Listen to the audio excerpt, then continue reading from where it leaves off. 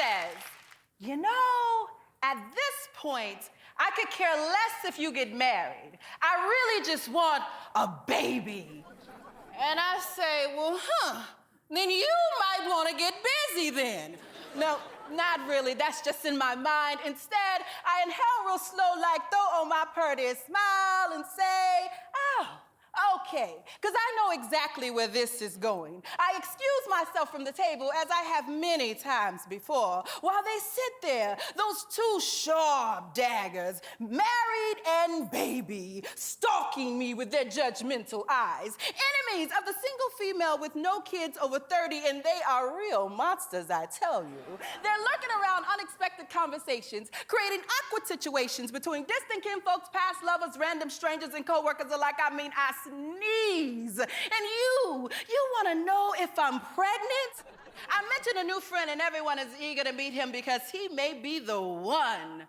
I'm feeling like I may go postal the very next time I hear, so why aren't you married yet? Well, I've never been a member of Dionne Warwick's Psychic Friends Network, so I really can't tell you. And I'm not interested in hearing your theory on why, though I'm sure you about to share it with me anyway.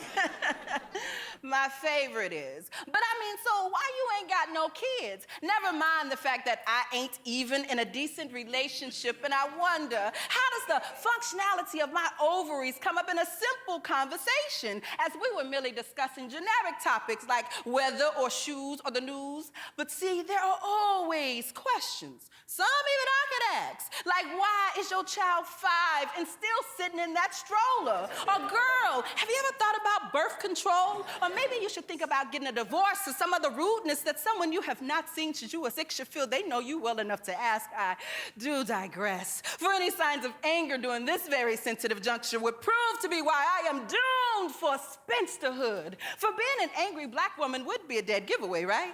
Has it ever occurred to you that I may just be Leola, the late bloomer, just not there yet? It will come, or maybe not, but I pray to God that it comes. And that's not for me and my sanity, but for you and your worrying minds to settle those inquiries that keep you awake at night, tossing, turning, wondering, how does a circus freak sleep? Well, I'm sure it's the only natural assumption that I possess some dark, magic, mythical bull that keeps me out on the harsh terrains, left without man or child to fend for myself. Or has it ever occurred to you that at times I question it too? So there, I am just like you.